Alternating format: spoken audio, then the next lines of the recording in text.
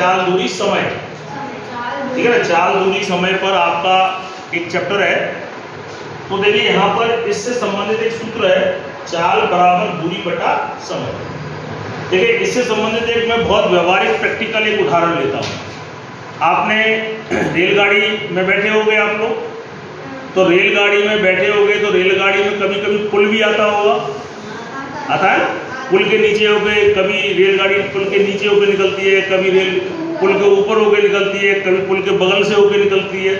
पुल देखे होते हैं ना। तो देखिए उसी से संबंधित एक प्रश्न है।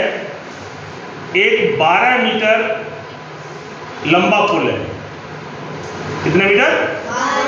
12 मीटर लंबा एक पुल है, ठीक है। और उसके ऊपर से 16 मीटर लंबी एक रेलगाड़ी जा रही है।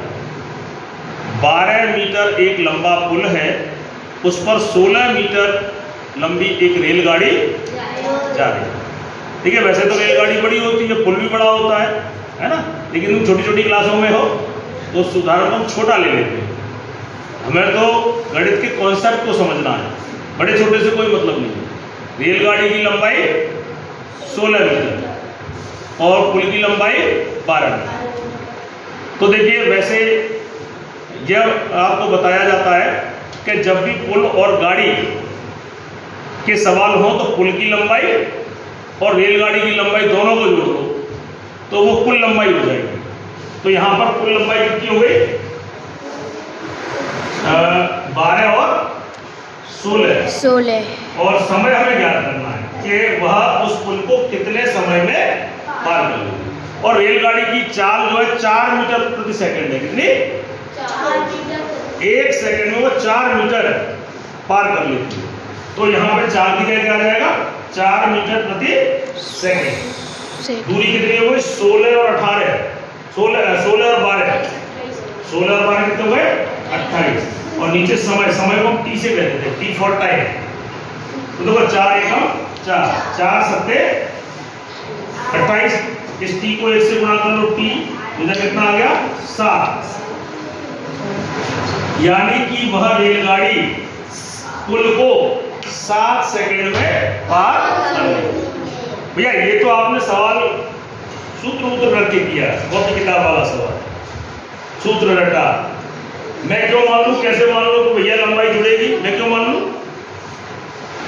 ये तो मैंने तुम्हें जबरदस्ती कह दिया तो पुल की लंबाई और रेल की लंबाई को जोड़ दो। आइए इस चीज को हम प्रैक्टिकली करके देखते हैं। देखिए ये रेलगाड़ी मान लो और इसमें एक क्यूब जो है वो रेलगाड़ी का 1 मीटर का एक डिब्बा मान लो। ये एक क्यूब 1 मीटर का एक डिब्बा है। तो 1 2 3 4 5 6 7 8 9 10 11 12 13 14 15 16 16 मीटर की यह एक रेल है, रेल। और ये 12, 1 2 3 4 5 6 7 8 9 10 11 12 मीटर का एक पुल है। क्या है? 12 मीटर का पुल। मान लो या रेलगाड़ी इस पुल के बगल में चल रही है या ऊपर चल रही है, कहीं चला लो, कोई दिक्कत नहीं है। अब देखो यहाँ पे पार करानी है, रेलगाड़ी क्या करानी है? पार। तो देखो ये पुल है, रेलगाड़ी आई यहाँ से चलती आई, चलती यहाँ पे आ गई। क्या पुल पार हो गया? पुल पार हो गया? चलती गई चलती गई चलती गई चलती गई चलती, क्या पुल पार हो गया? अब हो गया। पुल पार हो गया? रेलगाड़ी ने पुल पार कर लिया? नहीं किया ना। रेलगाड़ी और चली और चली और चली और चली और चली, अब ऐसी स्थिति आ गई।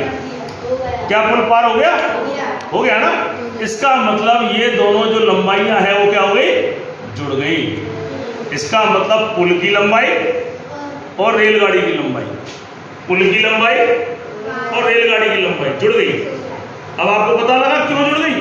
क्योंकि भैया जब रेलगाड़ी पार कर लेगी तभी तो वो पार माना जाएगा, यानी कि इन दोनों की लंबाई जुड़ जाएगी। अब देखिए इसकी चाल क्या है? 4 मीटर प्रति सेकंड। कितना? 4 मीटर। 1 सेकंड में 4 मीटर चलेगी। 1 2 3 4, ये 1 सेकंड में चल गई। 1 सेकंड में 1 2 3 4, 2 सेकंड में 1 2 3 4, 3 सेकंड में। हर सेकंड में 4 चल रही है। 1 2 3 4, 4 सेकंड। 1 2 3 4, 5 second, 1 2 3 4 6 second, 1 2 3 4 7 second. कितना उत्तर आएगा देखो, यानी कि पूरी लंबाई को उसकी चाल से, स्पीड से, जितनी भी स्पीड से वो रेलगाड़ी चल रही है उससे भाग कर दो। ये तोड़ने का मतलब क्या हुआ, तो मैंने तोड़े ना, तोड़ने का मतलब क्या, मैंने तो भाग किए, तोड़ा, गणित में उसे भाग कहते हैं। इसलिए ये सूत्र बना दूरी बटा समय, यानी दूरी में समय का भाग लगा दो तो चाल आएगा, और अगर समय निकालना है तो दूरी में इस चाल का भाग लगा दो तो समय आएगा।